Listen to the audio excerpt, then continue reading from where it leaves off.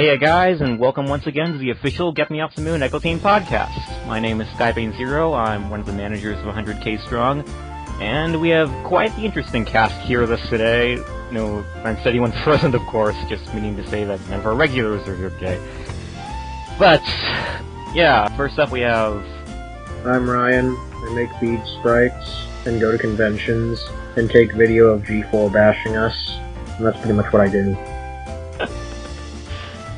Dominic, you can come up next. Okay, well, I just pretty much worked at the convention, Anime Revolution. I helped out with the booth. It was pretty fun. Hi, I'm Nathan, resident wannabe game dev of Get Me Off the Moon. And introducing our special guest for this week.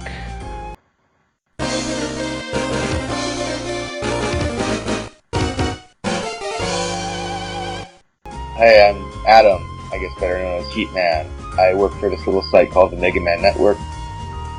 Okay, so Heatman, before we get into our main topics for this podcast, how about you tell us a bit about how you first got into the Legends series?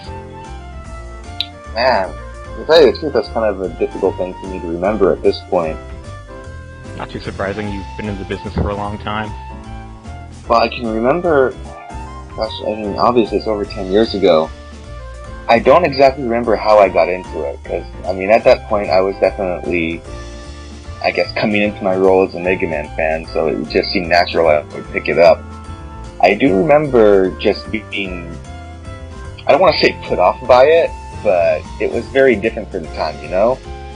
Yeah. I actually remember, there are these old Mega Man sites that aren't even around anymore, but I remember seeing some promotional art and showing off Teasel and all the other characters, and I actually thought they looked pretty threatening.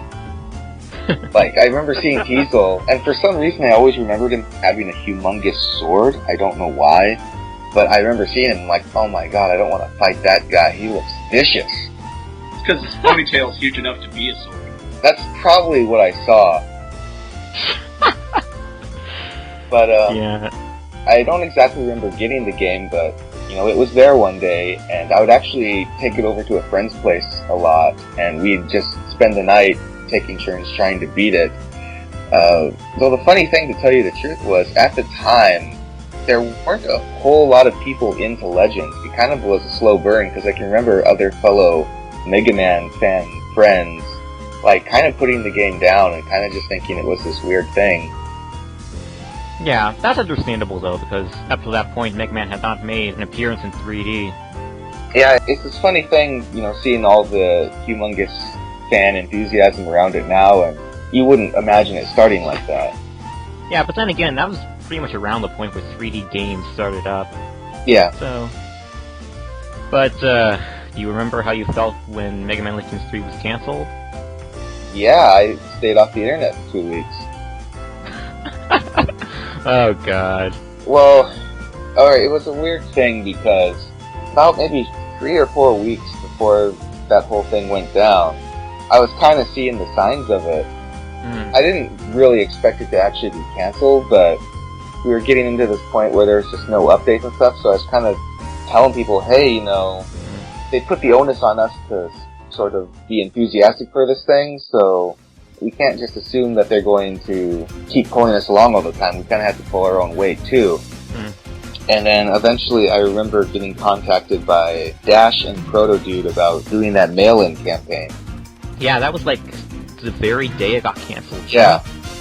We announced that, and then hours later, Capcom announced the cancellation, so...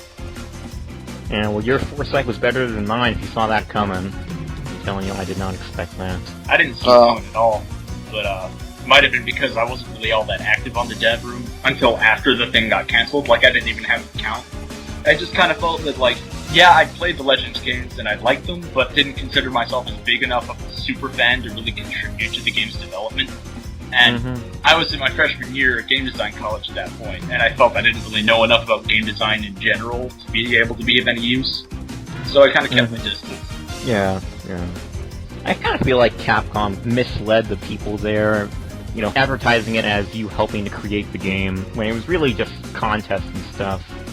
No, I get what you mean. When I looked back at the whole thing, I identified, I think, 2 major problems The first being that at the onset they didn't correctly indicate what this process was, and the whole fact that the game wasn't greenlit. Yeah. I mean, obviously they called it project, but when you have a website or something and you're being promotional and hyping people up, they're not going to automatically assume, hey, this is a game that might not come out. Yeah, you know, in my opinion, they really shouldn't have even announced this project if they did not have it greenlit. No, I agree with you. I think, obviously, Inafune, you know, he was preparing to leave the company and he just wanted to take a gamble. Yeah. I think he tried to set it up in such a way that it would be difficult to get canceled, and maybe he just underestimated how the project would go. He didn't plan it quite right. Yes, he underestimated just how much non-faith the company had in the project. Yeah, which is kind of surprising to me, because he worked at the company for who knows how many decades, and you'd kind of think he would have known the company inside out by that point. Well, we talked about how this isn't the same Capcom as when we were kids and we played their games. Like, this is some sort of new Capcom and all that stuff. Maybe that's part of it. Like, there was new management or something, and like everything was changing around in Inafune, and it wasn't the same Capcom we started working in. It's hard to say. I mean, a lot of the stuff that I say about it is mere speculation. I look at Inafune, who talks about doing the same kind of thing with other series, how, you know, they never wanted to greenlight Dead Rising, and I think Lost Planet also had similar problems, and he was just this guy, well, I'll have my team work on it in secret, and we'll just push it through anyway. And so maybe riding on those experiences, he thought he could pull this off. I don't know. Not to mention that recent article where Ono talked about how Street Fighter 4 basically went through the same exact thing. Yeah, true. It's kind of have to ask yourself, like, what games do they actually go into making honestly? Games they've already made and want to make again? Apparently. Apparently it's both new and old, because, I mean, Street Fighter is obviously a big thing for them. You wouldn't see that as a game where they would have to be sneaky about it. But, I don't know. On the flip side, though, you gotta wonder how some of these other projects are getting greenlit. I mean, like, I'm not gonna talk about whether or not they're good. Honestly, a lot of them do look good. Stuff like Remember Me, AEX Troopers, and all these other games that people are looking at like, okay, what's this thing? It just seems kinda odd that they take all these risks when you've got all these fans clamoring around them asking for these things. Yeah. Well, I mean, at least as far as Remember Me goes, I'm pretty sure another studio was working on that for Sony, and then Sony just didn't want to go forward with the project, and Capcom bought it off of them. Oh, so it was already like half done or something? Yeah, something like that. I think they're porting it to 360 as well. Although the funny thing is, I mean, I saw the trailer for the game, and it's pretty much Ghost Trick, but with sort of this open world gameplay shell. But when you get down to the actual thing you have to do, it's Ghost Trick. I want to say that they said that there was going to be some combat in there later on, like they don't have any footage of it just yet. Yeah, I don't know. I mean, it would seem like kind of a waste to have the whole open world and climbing around without any sort of better way to interact with it aside from just going to your mission. Like, here's your giant open world, now get here so you can go inside someone's head. Yeah, there's nothing to actually do here, but you can walk around and climb on buildings. Yeah, I don't know how that's supposed to work. It's an okay looking game. And then EX Troopers, I actually think that looks pretty interesting. I do too. You know, if I have the 3DS by that point, I'm actually going to pick it up. Assuming it's stateside, of course. Of course, yeah, of course. Yeah, it does look like one of those very Japanese-centric games. And actually, for all the initial comparisons to Legends, I don't know, I get more of a command mission vibe from it. I can sort of see what people are talking about with that, but you know what? That's actually kind of motivating my drive to pick it up. How it looks like Legends and stuff. And I mean, I never really got into the Lost Planet series, but just sort of the action of it and the style, it looks fun. Yeah. Alright, how about we get into our main topics now? Yeah, alright. Do it. Okay then, first topic.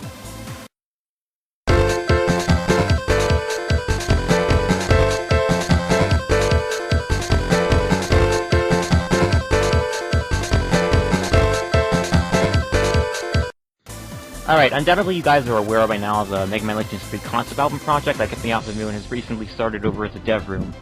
I think it's safe to say that we all have the basic gist of it understood, but I thought it would be a good idea to use the opportunity of this podcast to explain it in further detail. So, Yeah, basically for this project we've entered into a partnership with the Mega Man Network, which I would like to say has been a very valuable asset to our awareness spreading outlet, for lack of a better term. Over the past year, whenever we hold a new Get Me Off the Moon event or whatever, they're always there to cover us on their page. You guys have been awesome. Internet yeah, you guys have been awesome. You don't need to suck up to us. That's true. I guess as much as you call it a collaboration, really it's for the most part just an idea I had and I brought to you guys. I didn't necessarily want to stamp a bunch of TMMN branding all over it. And partially because we don't exactly have an amazing track record of getting music projects done. That's the first time for everything. No OG remakes, we haven't done that. Yeah, the BN Remix project kind of fell apart, although that whole game in general was really underwhelming. It kind of is a partnership with Get Me Off the Moon and the Mega Man Network, because you proposed this idea, you're helping us arrange it, and Jesse from the Mega Man Network prepared that track for us, and... The Quick LaFonda thing? Yeah, and you're also getting some of the guys to arrange that trailer, correct? So... Yeah, I'm still not sure where it's going. You know, the trailer was originally supposed to be kind of a promotional thing, and I overestimated just how quickly, like, maybe 2 or 3 people could put something like that together. But, so I decided, well, we'll get the song out, because it's still a really sweet song. And I think maybe over time, kind of release these trailers. Like, we don't even have to do one, we could do multiple little ones that kind of focus on each person's music and you know, hopefully like get mini people... music videos. Yeah, in a sense. Like, hopefully get people kind of, you know, enthused about it. They'll say, like, oh, that looks really cool. What's that all about? Yeah, I kind of get the feeling that people really don't know where to go with this project. Yeah, and that's, truth be told, it's part of by design. I mean, you know, the whole concept of it being inspired by the...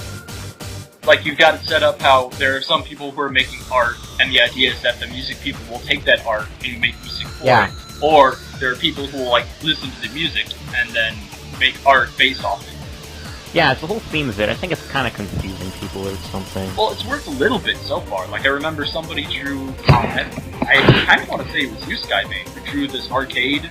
And you are correct. Yeah, Sketchman did a theme for that. It was more based around one of the games in the arcade. I think the concept of it was blowing Reaper bots or something. But yeah, I'm glad someone picked up on that, and at least, you know, some people are getting the idea. You talked about how, like, you wasn't quite sure if the music fit with Mega Man Legends in general, but I thought it worked well. I mean, the idea is that you're in this sort of, like, virtual reality, like, Tron game. I think it worked perfect. Yeah. I could definitely see you blasting little, like, wireframe Reaper bots with your little Tron Buster gun or whatever. Sounds like a lot of fun. Yeah, maybe not for Legends, but for that particular atmosphere, I think it was very good. So, yeah, there are not really that many rules to this event. Basically, you just create a music track you think might have gone to Mega Man Legends 3, go into our contributions thread and submit it. We're not putting any limitations on how many tracks you can submit, or any restrictions on style of music. There's no deadline, so feel free to take as long as you want, polishing it up and stuff. Yeah, I would actually even say, like, even if you have a song done, consider going back to it sometime, especially after you listen to some of the stuff other people make. Like, just, you know, keep going back and updating your stuff, because you're in no rush, there's no deadline. Yeah. And to kind of comment on just the whole ambiguity of the goal, I guess, or the process for that matter, some of the people at TMMN were saying, like, well, maybe I should just come up with a list of themes to kind of help get people started. I really wanted to avoid that sort of thing just because I didn't want to feel like I was putting my influence on the project, like it was becoming like, let's make Heatman's thing instead of let's make our thing. But if that helps, and if some people prefer to have some kind of starting point, I guess, you know, I could certainly brainstorm with other people from Get Me Off the Moon or whoever, just, you know, make a list of topics or things that might be interesting. I think the way we have it set up is pretty good. You know, we kind of want to encourage people to have their imaginations go wild for this. Exactly. I wish there was something I could do to help out, but I can't draw, and I certainly can't compose music. There's this one picture I have, though. I didn't make it, but somebody on the Get Me Off the Moon wall was going around, like, taking art requests, and I'm like, it'd be so cool to have a picture of Barrett and Bullbrett going at it on the bikes, having a bike race. Yeah. But, I'd love to hear what kind of music people think would go with that kind of scene. And let me just give an example of what we're kind of looking for, just because I feel that we weren't really very specific about that in our description. You know, we just pretty much said we want people to be inspired by each other's work and such. Okay, let's say that I'm the artist, and Jesse from Mega Man Network submits the Clickety Laphonica theme. I listen to this music and think to myself, well, yeah, I'm imagining Mega Man standing in a huge room underground, staring at a huge, mysterious, refractor-like object that's emitting beams of various colored light all over the room. Basically, Click Laphonica seems like the kind of song you hear in a cutscene, and you're basically imagining like what a screen cap of that cutscene might be like. Yeah, I'm imagining it just... It's probably not a huge refractor-like object, but... I remember some people, I think the Project Legends folks, were sort of hypothesizing that it might be like a refractor forge, like something that makes refractors.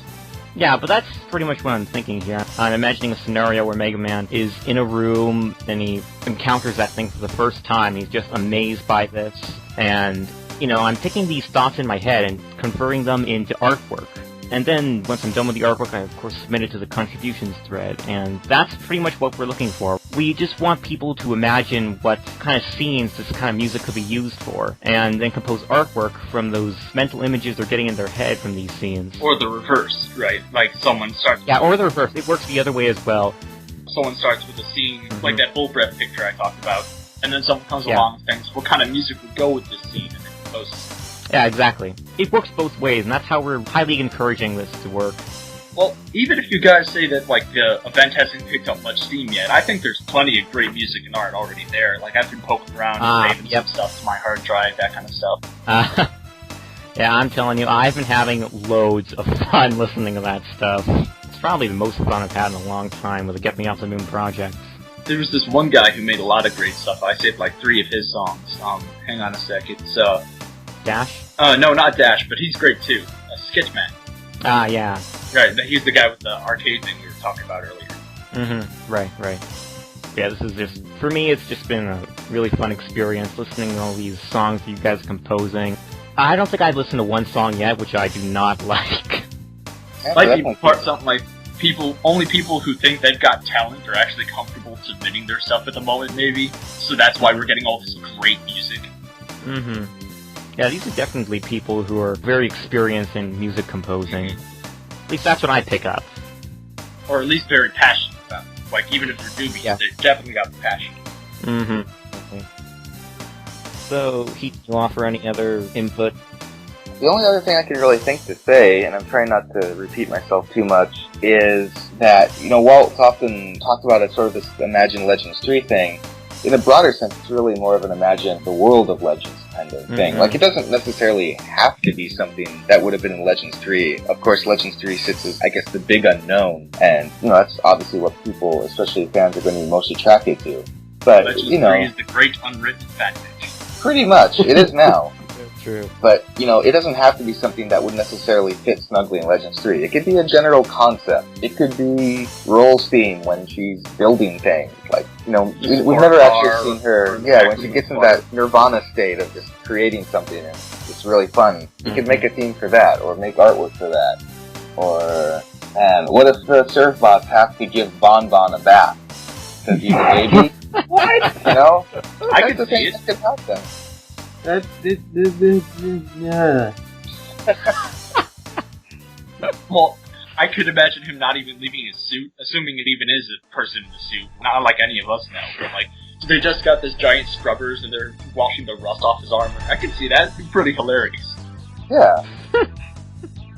Maybe just something like more mellow, like a bar where, well, not a bar because it's kid friendly, but like a club where diggers get together and just swap stories and info. Yeah.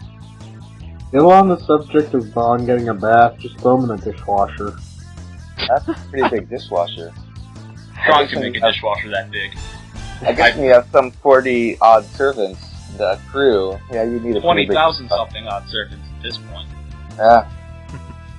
But, you know, I approach it, and I guess maybe I should get involved more, but I always approach it from, like, just trying to think of things that, like, we haven't seen, like, what do they do when the camera in the game is not directly focused on them, or stuff like that. Like, that one picture I saw that had, like, just Beryl and Bulma just sitting down with some coffee, and Beryl's just telling him this story from his past days as a digger. And I thought that picture was beautiful, not just because it was really well drawn, it was, but just the sentiment of just him sitting in the flutter just relaxing for once. Right. Yeah, or if you remember in the original Legends, when you're going in, like, the first major ruin, not the opening stage, but, like, the first big one to get a refractor, and Roll is talking about, she's almost kind of joking about, oh, remember that time, like, we were starting out, and I got you lost for 3 days? Like, go back and try to imagine what that was like. Make something about that. Just Volnut in the bottom of a ruin with a random beard, even though he's, like, 10 years old or something.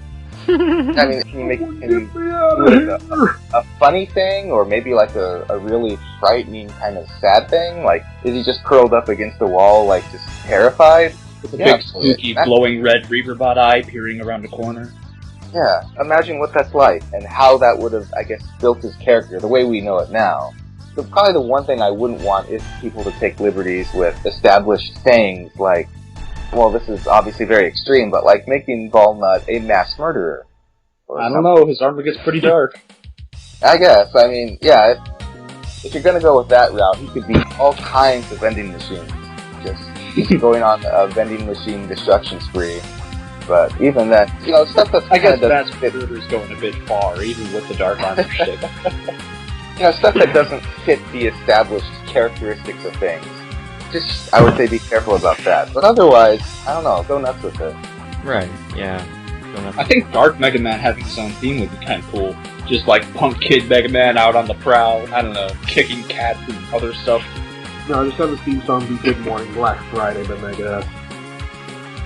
Okay, so yeah, aside from that, we are just encouraging all our participants to give this project their best shot.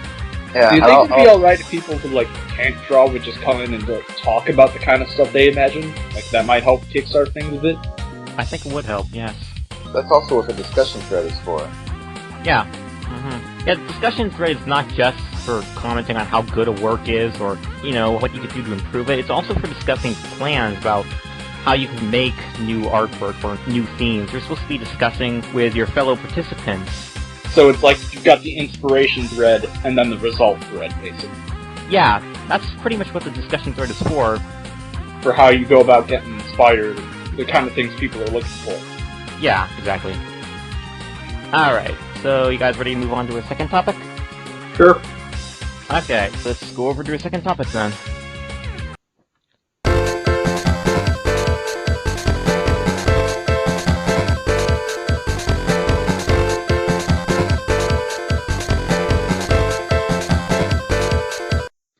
So, Ryan and Dom, you two represented us at Anime Revolution Vancouver last week. Yep. How about telling us a bit about that? Okay, children. A few months ago on Backstage, I saw this note that Skybane posted that was just like an email that he got from Eric who's running the game room pretty much, and yeah, he offered to fund everything for us, the booth, Ryan's pass, pretty much all our equipment. But yeah, go ahead. That high five for him too. Yeah. Yeah, so it was just like, hey, is there anybody who lives in Vancouver? I'm working at this convention. If you want a booth here, then feel free. And I was like, I kind of live near there. I'd be willing to do it. So I decided that, alright, since I'm not really doing anything at that point, I'll go up there and help with the cause. So I prepared some prizes, spent nearly 12 hours making bead sprites, it seems like. But the day came, and I was just waiting outside the convention with a large bag of things to set up, and got my pass, got in, met the rest of the folks, got everything set up. I was situated next to the Game Deal booth, which Brian was the one who helped me get the booth for the Vancouver Retro Gaming Expo. Brian? Yeah, Brian Hughes is his name. He runs game deals in Vancouver. Oh, okay. So, yeah, set up, people came in, they played some games, we had some tournaments going on. We had KTOX Skate Race Tournament, which was won by one of Skybane's friends, I believe. Yes, it was. I knew him from a video game speedrunning team, which I'm a very frequent visitor to, and I've been to a couple of his streams. Guess it makes sense that a speedrunner would be good at a foot race. Which he ended up beating Skybane's time. Yes, he beat my top score. Which, I freaked out about. Yeah. My legacy ruined! Yeah, I still have the chat log from that. Yeah, I know you do. And you're gonna spread that all around the internet. Maybe not, I don't know. Just up not to run against you for president. Then later we had one that was streamed over Justin TV, but sadly the powers at hand deleted it before anyone could archive it. And that's a shame. Which is okay by me since we were using a CRT TV and I was holding my laptop. I didn't have like a table like I did the second day. I was holding my laptop and let's just say everybody was just like, move it, and everything else, and just... It was cool to see the action that was going around our booth, though. Like, Morgan in his Cloud Stripe costume, that was just epically cool. So yeah, we got that stream. Justin took it down, which is fine by me since it was simply better fight, recording-wise. I mean, it was pretty much just the equivalent of a very, very, very bad Let's Play. I can equate to which... Filmed in glorious shaky cam! Which your good friend Cloud Strife won again. So, that was pretty much the first day. I could go into how it was for me personally and people that I got to meet, but we don't care, and that would just pretty much be bragging on my end. I didn't put Jessica Negri. Jetty. Back on topic. Thank you. Day 2, we set up everything. I got in remarkably early for some reason, and we got on the way with a contest. We first had the Salcata skate race tournament. Nobody beat Skybane's time, but in his defense, I inadvertently put them on the hardest course.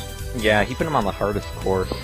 And that went off pretty well, and he won the 6 speed sprites that I made, which I affectionately refer to as Mega Man throughout the ages. It was basically a sprite of Classic Mega Man, Mega Man X, Volnut, Zero, EXE, and Omega from Star Force. Say nothing about ZX or I will pet you. And then the second competition we had was the Boss Rush, which we did stream that, and luckily somebody managed to get it off Justin before it was yanked down by the powers at hand. I did, thanks to my pal Min. Is there a reason that Justin yanked it down, or was it just like a I have no idea. I mean, the first time I ever tried streaming on Justin, which was...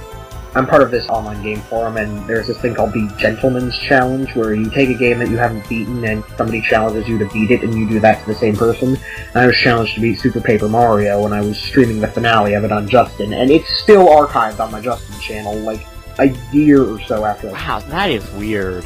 But I guess they changed their policy. I mean, this is before Twitch TV, their gaming subsidiary. Ah, yeah. So, I guess they just yank them down after a while. I mean, hell, for a while when I had a laptop before this, I was using my sister's old laptop to stream it.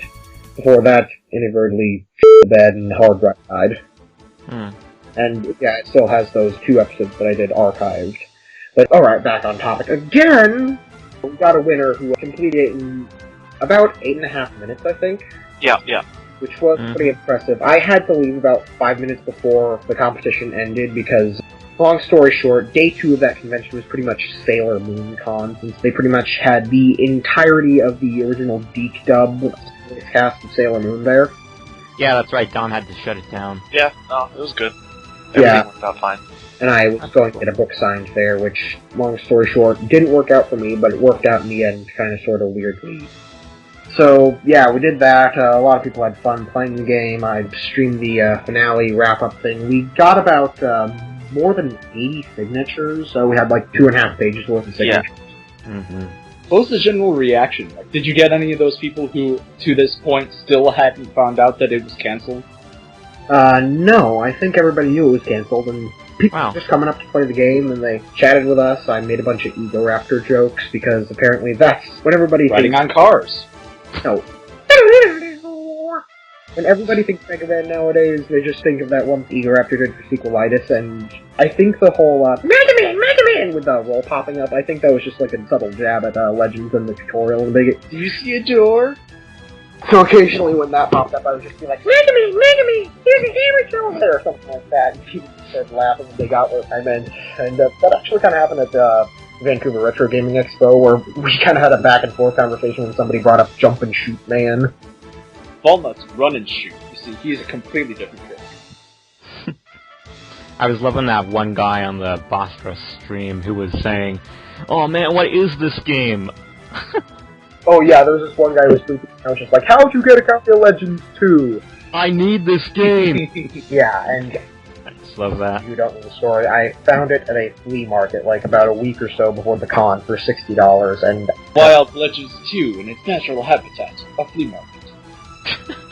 Yeah, the inside of the case, one of the tabs that holds the manual, and one of those was broken off, but I don't care really. Who cares? Yeah. The disc's intact, that's all that matters. Yeah, so we had a great time, signatures were had, deed sprites were given away, some guy tried to steal my Proto Man figure, but Dom caught him. Yeah.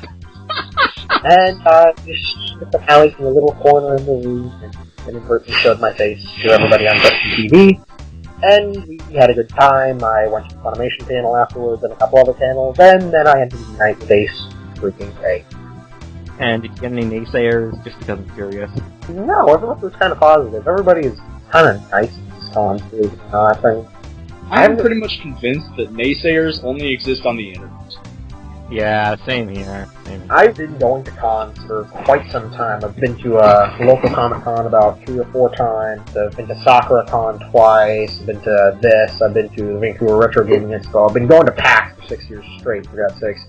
And, really, there haven't been any negative people, and there have been people who have been willing to put up with me, which is a miracle in and of itself. So anyway, that topic, how'd you think of it, Tom? You pretty much said everything. I mean, nothing really. Were the people asking about Legends 3, how it got cancelled and stuff like that? I mean, everyone knew, of course, but... not really. There were a few, but we just explained, that they got canceled. But mostly they were just there, happy to play. They wanted to sign. They were excited. Happy to see something Legends related. That Yeah. But, went pretty good. What about coverage? Did you get any media coverage? I want to say that Joystick was supposed to be covering it or something. Joystick was supposed to be there, but something happened to them. I don't know. Eric explained it. I can't remember what he said. I don't know. Maybe they were at Everfree in Seattle. That was going on at the exact same time. Everfree, it's a My Little Pony convention that my friend was actually a security guard at, and he was nice enough to get me Tara Strong's autograph. So, did you get any media coverage? Nope. I don't think so. And you said there were a number of people playing the games. How active were those TVs that we had there? No, it was pretty active. I mean, the second day, a couple of TVs got evidently regulated to a King of Fighters tournament and a Soul Calibur tournament, or people just playing King of Fighters and Soul Calibur, pretty much. So at the end of the second day, how many TVs did you have? We had 3, and they just fluctuated between people playing various games. Oh, okay. Yeah. So that was mostly to the end when the con was ending, so most of the day was Mega Man. Oh, cool, cool. So you've got people out there that never even play the Mega Man Legends games, right? Yeah. That's awesome.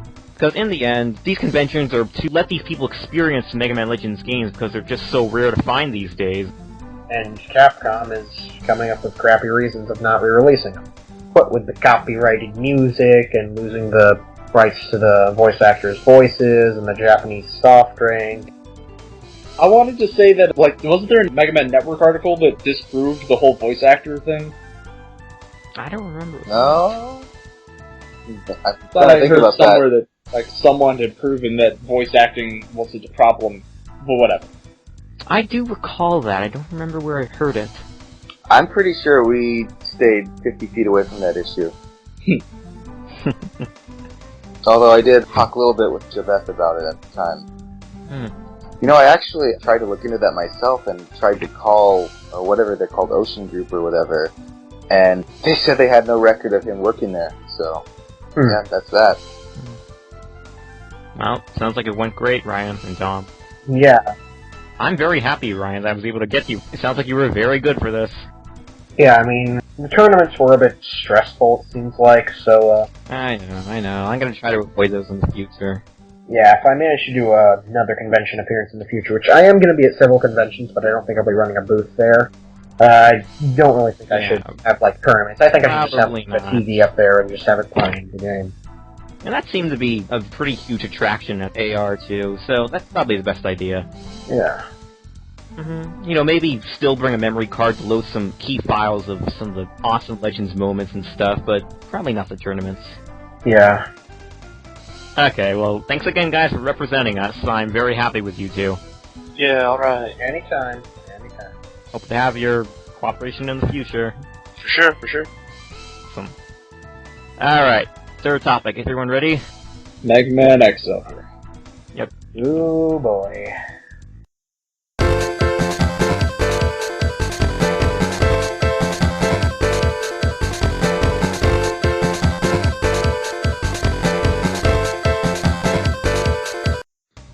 Alright, so guys, a new Mega Man game has been announced. Okay, for the people who aren't aware of Mega Man Crossover, for whatever reason I cannot fathom, basically a few weeks ago, Capcom announced an iOS game for Mega Man's 25th anniversary, Rockman Crossover, which is pretty much using the same engine as the Mega Man X iOS port that was not received very well at all. $1 for every frame of animation. It's hard for me to imagine them using the same exact engine because the Mega Man X iOS port was still an action game, still an action platformer, and this is a social RPG, so... Yeah, they're definitely using art assets, but I don't think they're using the same engine. Yeah, maybe I'm being a bit hasty saying it's the same engine, but it did look like the same engine to me. It wouldn't be surprising, at least, just because that would be a lot easier to do. But yeah, we still really don't know exactly what kind of game it's going to be. It's called a social RPG, though it appears to at least have some kind of action input to it. Most people just concede it seems that Mega Man automatically runs forward, and then you jump and shoot as enemies appear. See, we've been getting a lot of people saying that, but to me, that's not really the point. To me, it's the principle of the thing. You know, here Capcom had an opportunity to redeem themselves after a year of dishing out nothing but disappointments. A middle-aged man in a pair of pajamas. Yeah, and then Mega Man Legends 3's cancellation, Universe's cancellation, and nothing but merchandise the whole year round.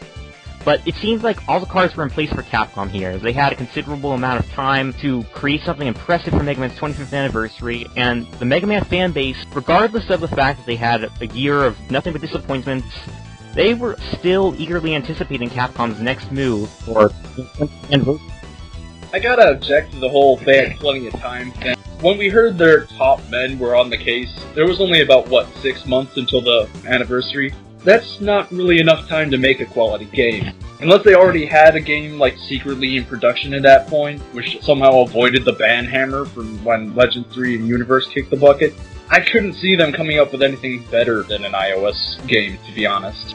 I could see them coming up with something better than an iOS game. Maybe you're right, maybe not a high-quality game, but I could definitely see them coming up with something better than an iOS game. At absolute best, I think I could expect them to maybe come out with an 8-bit Mega Man 11 or a 16-bit Mega Man X9. Even that's pushing it, considering all the work that goes into level design and stuff. Well, I think that would have been entirely possible. But then, to be honest, a lot of us might not have been satisfied with even that.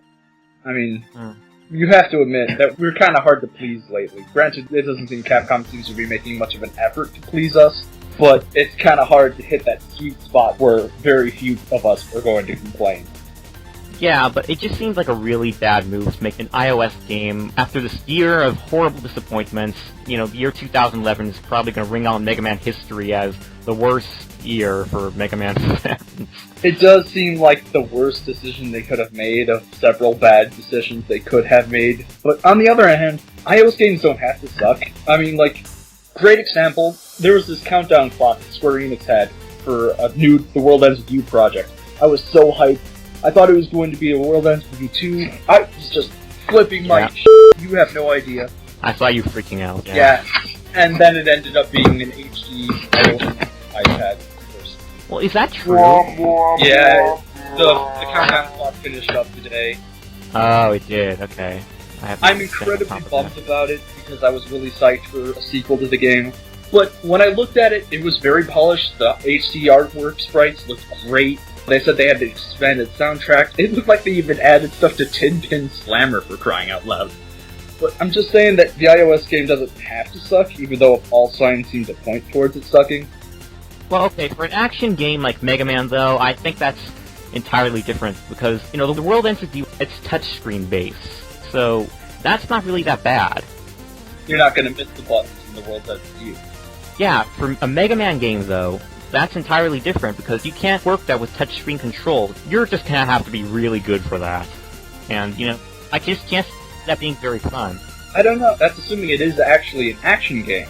I mean, they call it a social RPG, and I was kind of raised on Final Fantasy, so when I think of RPGs, I think turn-based. You have plenty of time to make your decisions. You don't need quick reflexes and great precision in order to win your fights. I'm not sure if that's how it's going to be like for Xover, but if it is the kind of RPG I have in mind when I hear RPG, then I could see touchpads working. I mean, you just hit a button in order to select your attacks. It shouldn't be that big a deal.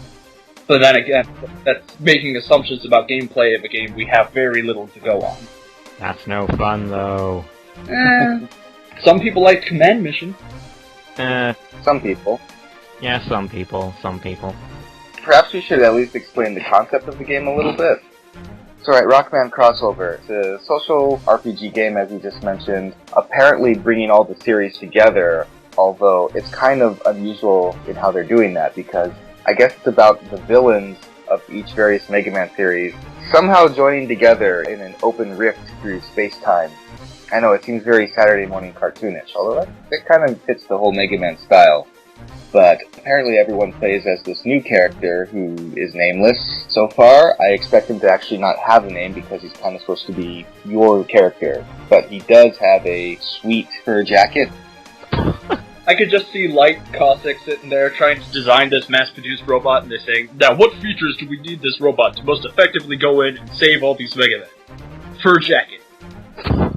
Well, you could definitely tell that's Cossack's idea because he's a Russian guy and it's really cold in Russia.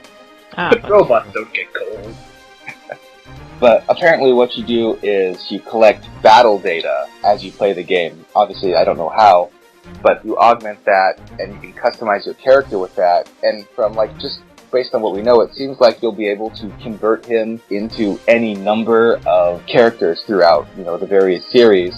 I don't know to what extent, of course. I don't know to what extent of customization there will be. Can you have EXE's body with Zero's head and Legends? Sounds a bit like Mega Man Universe at this point. Yeah, that would be kind of weird. I don't know if they're going to go that direction with it. But I imagine, actually, we've seen the gameplay, or at least a little bit pictures of the gameplay, but I suspect that the bulk of the game is actually going to be about collecting assets and customizing yourself. And, interacting with friends, however that works. And especially if this turns out to be sort of a freemium type game or something, you can imagine there will be a lot of don't play the game, purchase these items to customize yourself quicker and that kind of thing. You could get Mega Man Walnut's Shining Laser now for $15.99. Essentially, yeah. Oh god. It'll just be one of those really grindy games, but you have your own pet Mega Man and you bring him up how you like. I'd like to think that there's still the option to earn your equipment, though. We saw that screenshot with Storm Eagle in there, and it seems like if you're going to have boss fights in a Mega Man game like this, you're going to at least get something out of them, right?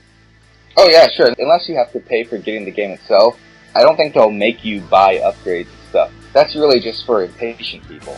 But it seems to work. I noticed that the screenshots, in the one where he's just fighting random meat tools and other stuff, there's an autoplay button. And it doesn't really bode well for the game, but here's the funny story.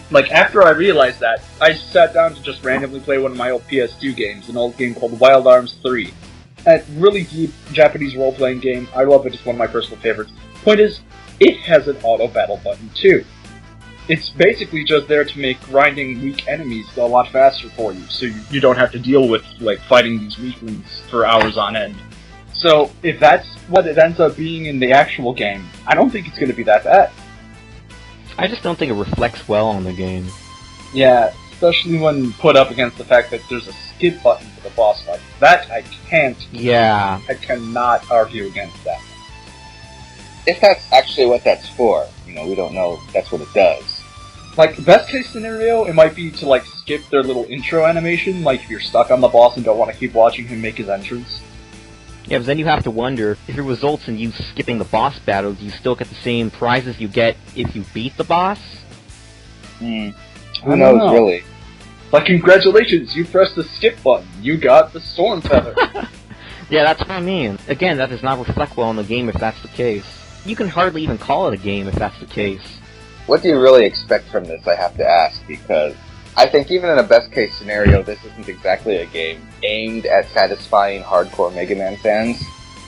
I expect the worst, but I'm kind of hoping for better. Yeah. Yeah, I mean, you always want to hope for the best, but I'm not expecting this to be some kind of super awesome Mega Man game, even if we were in a state where everyone wasn't completely bummed out about Mega Man. And I'll admit, the timing is bad, just announcing something like this in the midst of all that's gone on. Sure, 20th anniversary, no less. I personally would want something a bit more meaty and more interesting, but at the very least, Walnut is on the cover art. So at the very least, we can have a little clap about that, I think.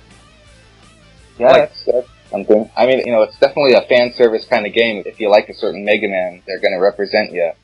But I do fear that as much as Mega Man fans should expect more, I worry that we've kind of entered this realm where fans have just gotten, and I hate to put down my own kind, but fans have just gotten completely arbitrary sense of entitlement in that. They simply won't be satisfied unless Capcom makes the game that's just for them, that fits everything they want. Well, hey, you have to think about that. I mean, we have just been, mistreated. Back to Legends 3, we were really expecting that. Capcom just gave us a game that we were looking forward to for 10 years, and they cancel it. It just seems like an insult to us who have been waiting that long, and for the winners of the Devroom events, they were going to get their ideas into that game. They were really looking forward to that. But, yeah, I think it is sort of reasonable for them to be in this state of mind. To be honest, if Legends 3 was just a game that was announced, it's just saying, like, hey, it's been gone a while, here's Legends 3, coming soon to a GameStop near you, or whatever. And if it was cancelled then, I probably would have been a bit bummed, but I would have shrugged it off. But the fact that they got the fans involved, that they brought them in, said their ideas would become reality, and basically said, here's the game you've been dreaming of since you finished Legends 2 all those years ago, and we're bringing it to you, and we're letting you help. When they canceled that project, that is what caused me to join this movement, and get involved with everyone else around me, and to get off my lazy butt and mail stuff to Capcom and all that stuff. And then there's the whole situation revolving around the prototype. They promised that they would release that on the Nintendo eShop to gauge consumer interest. And if the sales were good, then the project would be greenlit and there would be no more worries. They did not even put that prototype out. They didn't even give it a chance. They didn't even let it out in Japan, for crying out loud. Like, if they had released it in Japan and it didn't do well there for some reason, then I might have been a little okay with all of this, but they didn't release it to anyone. And then you hear it was finished. Chris Hoffman from Nintendo Power said that for all intents and purposes it looked finished. And he didn't see any problem with why it couldn't have been released on the Nintendo eShop. Yeah, I've been on Capcom Unity a bit more usual than lately because of all the Xover blowout and all that stuff, and I guess I'm got a little schadenfreude in watching the explosions happen. But I'm on there, and all the moderators on there and Capcom Unity seem to be insisting that there's probably more coming, that we should just wait for December, and there's definitely going to be something playable that's not this iOS game waiting for us if we just hold out. And I'd love to believe that. I'd love to believe that maybe the reason that the prototype was cancelled was that they didn't want it to look unfinished anymore and wanted to, fill in all those places. Like, you remember the Hoffman interview, he said that there were lots of parts that were unfinished. Like, there were buildings in the town that were... Like cardboard, the buildings. Yeah, they actually made the little cardboard cutout things. And, there would occasionally be cutscenes that, instead of animated cutscenes, would just be, concept art with voice dubbed over it.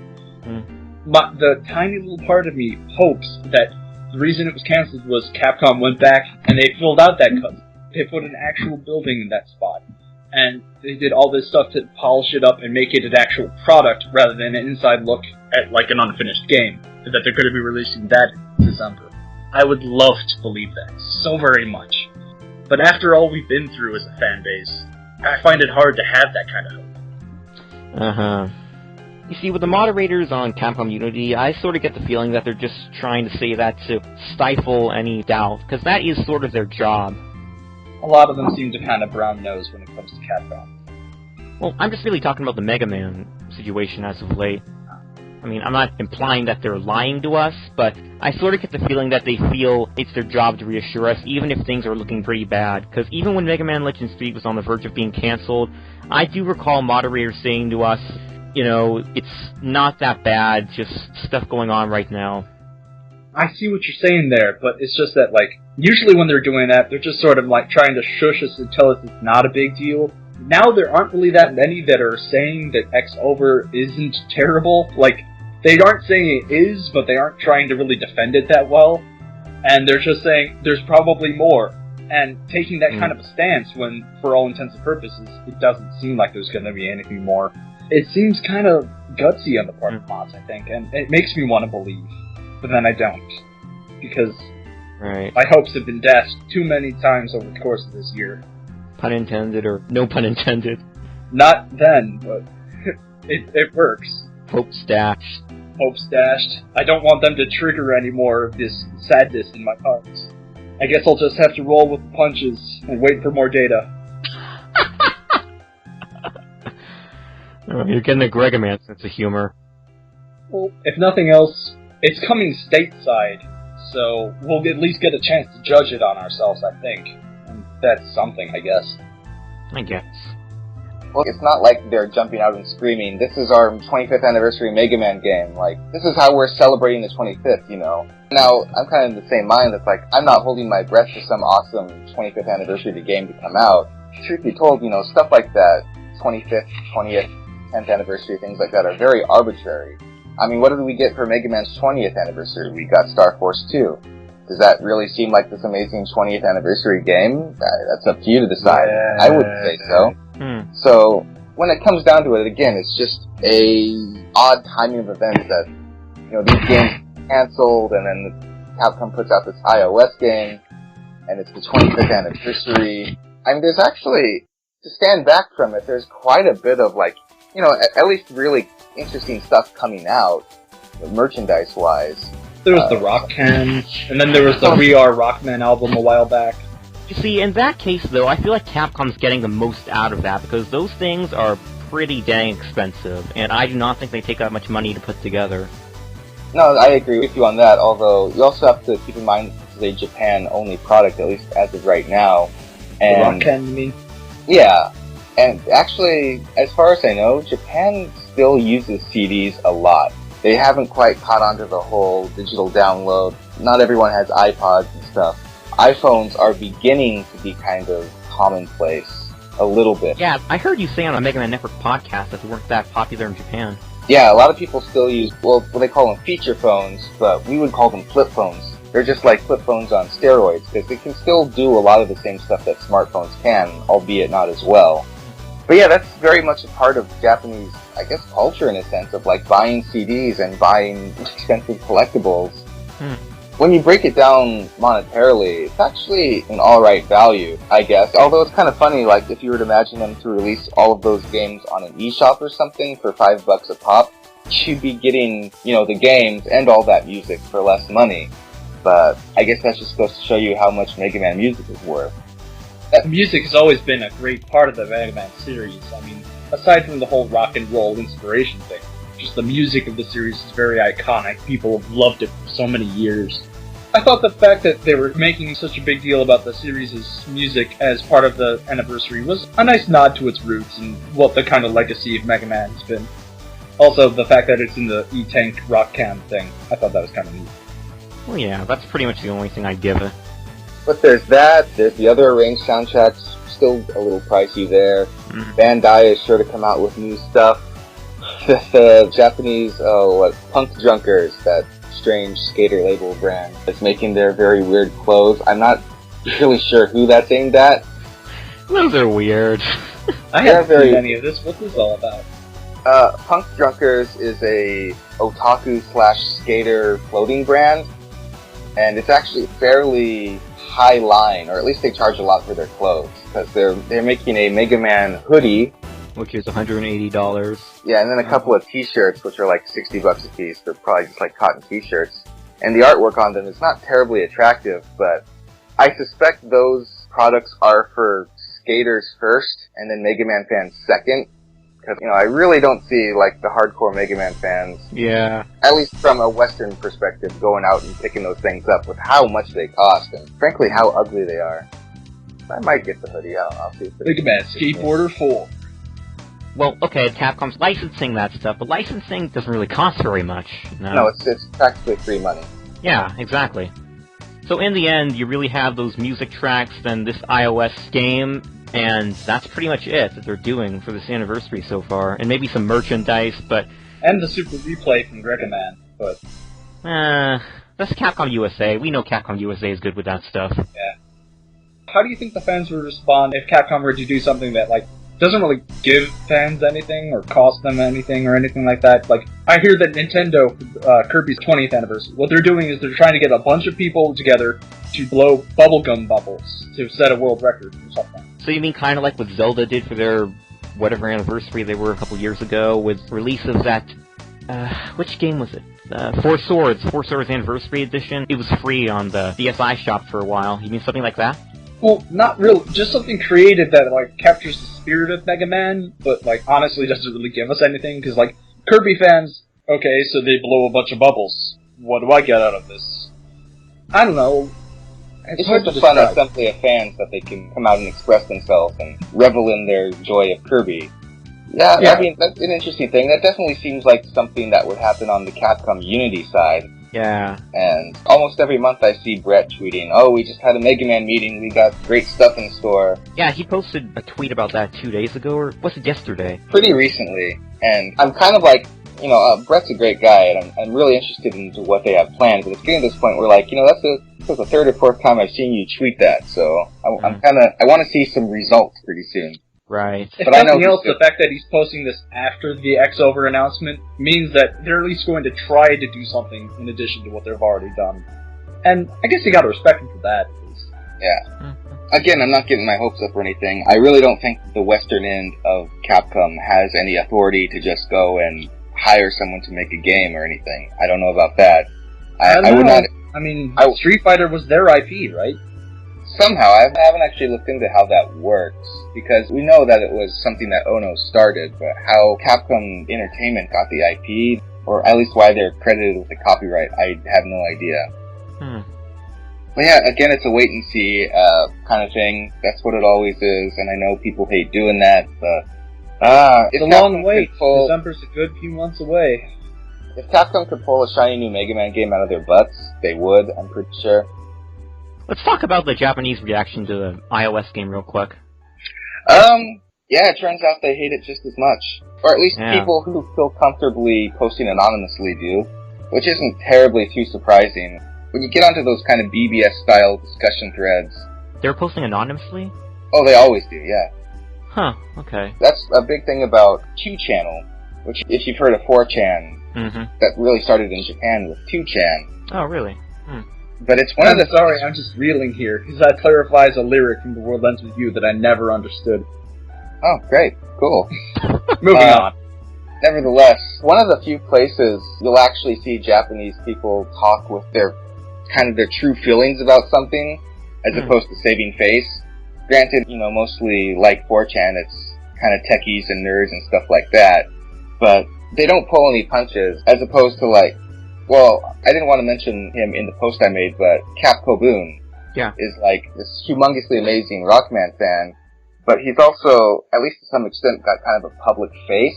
Like, really? I think few people, well, he's followed on Twitter and with his blog so much, so, you know, he's very well known, at least for his online persona. I don't know who he is in reality or anything, I imagine few people do, but you'll never see that guy, and I think because of his assumed position, you'll never see him be like, F off Capcom, or say anything like that. You know, he'll take everything with marked disappointment and just kind of move on and get excited about the next Mega Man thing to happen. You know, you see a lot of people like on Twitter act that way because it's very kind of a public space and you're very identifiable. Whereas on something like 2chan, everyone's just posting as anonymous and you can say whatever you want and feel comfortable about it without any repercussion. And so you'll get more people saying like, you know, what is this crap and touchscreen action games are terrible and stuff like that. So it really should be less of a surprise than at least I probably wrote it out to be. Although I remember you saying that you like withheld some of the harsher comments, and I kind of wanted to read them. Like I want to see I want to see what the Japanese are like when they get harsh. Well, for the most part, that was just people telling Capcom to die. Yeah, I don't think they actually like had murderous intent, but like I didn't. Of course not. No one on the internet ever has murderous intent. They're just complaining for the sake of complaining. So many of these comments saying the same thing over and over. I felt safe omitting those. All things considered with this site, why did you choose that site to monitor for the Japanese reactions? Actually, just because those sites were the top ones that would come up when I would search for Rockman crossover. Okay. Well, that pretty much explains it. You know, because when you posted that thing on the Mega Man Network, I'm telling you, I was pretty shocked. I posted about that on Get Me Off the Move, not as the Get Me Off the Move account, just as my personal account, but, you know, the Japanese never speak up against things. and they never complained, so that just really shocked me, their reaction, but that explains things a bit. If they're all doing it anonymously, it makes sense that they step outside their comfort zone and get a little angry. Yeah. Still though. Well, that and for the fact that this is definitely a game that's made with a Japanese audience in mind, even though, as I said, iOS devices are still not terribly prevalent in Japan, I think social RPGs are. I still don't exactly know what defines a social RPG exactly, like if there's some kind of common thread throughout them, because I think of games like there's one classmate I have back at my college that I'd like sit next to in my programming class or something, and he'd always whip out his iPhone and start playing these like social RPGs from Korea or Japan or something. Like, I couldn't read a blip of it, but he could apparently. And basically it's just real simplified RPG mechanics usually, and that whole Facebook you can only do this much for this amount of time mechanic. Mm-hmm. Like, I remember one where, like, how you attacked was, there was a bar that moved back and forth, and you had to tap it when it was in the middle to do bonus damage or something. So, that's what I think of when I think of social RPG, I guess. I'm not exactly sure what the RPG aspect of it is, but again, I imagine it's just collecting gear and customizing. You know, I guess I almost have this stance more of like, it's not like I'm trying to defend the game, but I'm trying to quell fires breaking out in the fandom. I don't know, that's not necessarily my job, I guess, but... Right. Well, so long as you have an open mind to the fact that it can stink. Well, no, I mean, I'm not expecting it to be anything good. I mean, at best, it could be a fun diversion for when I'm riding on the bus or something. Yeah, but I don't expect it to be the thing that will satisfy me in any way as a Mega Man fan. But that being said, I don't see any reason to get crazy angry over it either, because, I mean, no one got angry over Mega Man Rush Marine, no one got angry over Rockman Intuition. I doubt people even remember that's a thing. Well, again, I think it's because of the 25th anniversary, how it's meant to commemorate it in some way. I mean, part of it is that a lot of people have mentioned that the idea of all these Mega Man coming together for this game, it's a good idea, but it's not on the system they would have liked. Like, people would love to have X come together with .exe and Walnut and all the others come together for this one game where you fight all the big bads. Exactly. But it's on an iOS device with an autoplay button. To tell you the truth, I find it kind of funny how you go to these gaming sites and you'll see a lot of discussion about, oh, iOS is like the next big thing, like Apple's gonna completely stomp out Nintendo and Sony and Microsoft. But then the game you like is put on iOS and it's a completely different story. Well, it's because they know that iOS is big. They just also know that it's, more often than not the kind of gaming experiences gamers actually look for. And when you see an IP you love go that way, and you keep in mind how most iOS games kind of present themselves and the things they do, ask you to do, call all your friends and have them join so you can get your bonus pretend money and all that kind of stuff. It kind of hurts. Yeah. I guess. Other than like that, when you think of someone sending like, oh, I'm about to fight Gutsmack, can you send me some bolts so I can defeat him? It's not the kind of thing we were even dreaming of happening to Mega Man. It's kind of like the exact opposite of what we were looking for. No, I mean, I can see that, but as long as people can rationalize that and not completely flip out. Like, I get what you're saying, like, you kind of developed a reputation of being quick to anger. And when it was first announced, I was trying to be, like, extra optimistic, like, yay, it's got Walnut! And it's an actual game, instead of just, like, merchandise, yippee skippy! But as I, like, looked at the screenshots and thought more about it, I just kind of got more and more depressed. Dom, are you still there? What do you think about this? Yeah, I'm still here. I haven't really looked at it too much, but I have heard about it.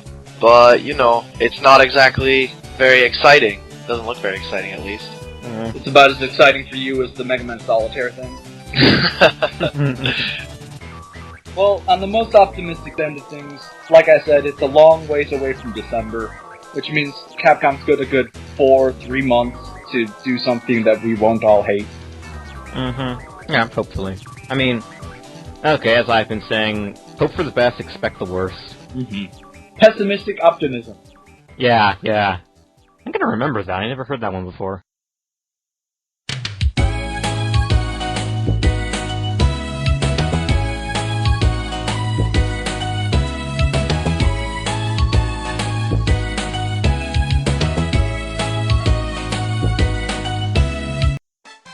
Anything else you guys want to mention before we sign off here?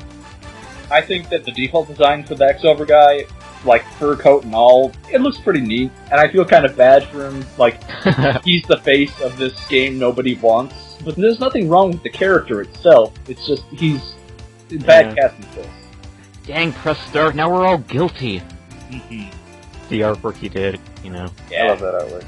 It reminded me of when, like, Pokemon, the 5th gen first came out, and everyone was, like, insulting Oshawott and making him feel terrible. Then people started drawing, like, this art of just Oshawott on the internet, looking at all this hate and crying himself to sleep. Oh god, I do not remember that, and I've been on top of Pokemon for years.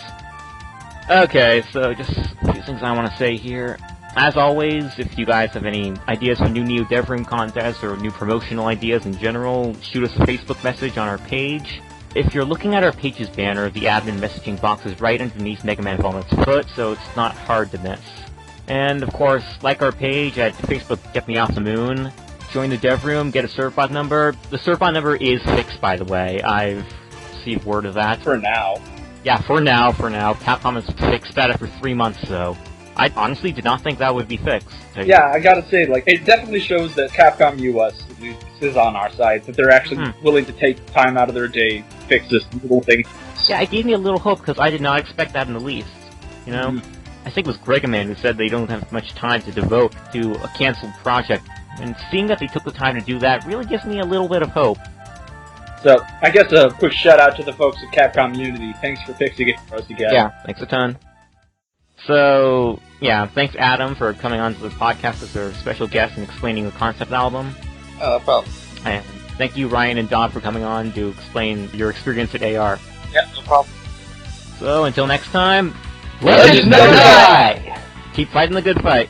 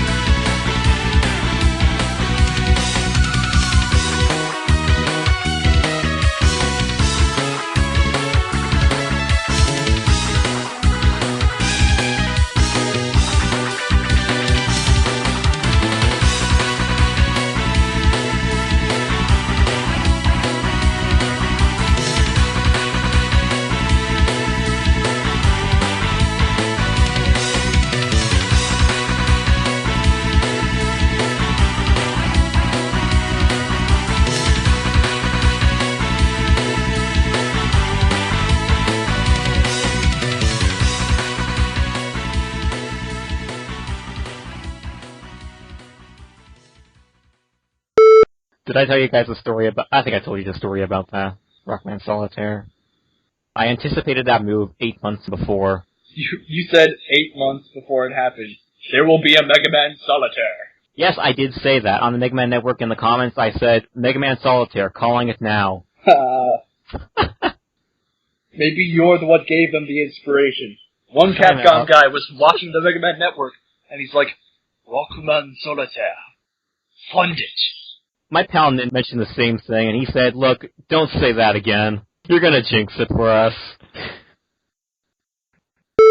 Oh yeah, I was meaning to ask, did anyone get through the Sarah fight when you loaded that file? I can't exactly remember. I loaded it, but I don't really know if anybody got through it. Okay. Just curious to see what the people's reactions were to the ending. Yeah. If I know Roll, she'll be working to get me down from here. 12 years later. We're gonna have to wait a little bit longer. God it!